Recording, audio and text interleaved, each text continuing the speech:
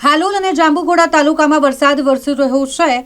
આ ભારે વરસાદની અસર સામાન્ય જનજીવન પર થઈ રહી છે। હાલોલની વાત કરીએ તો હાલોલમાં 2.5 ઇંચ વરસાદ ખાબક્યો, જ્યારે જાંબુઘોડાની અંદર 10 ઇંચ વરસાદ ખાબક્યો હોવાની માહિતી મળી રહી છે। જાંબુઘોડા અને હાલોલ તાલુકામાં ધોધમાર વરસાદ વરસી રહ્યો છે, જેના કારણે સુખી નદી અને કાળા ડેમમાં નવા નીરની આવક થઈ છે।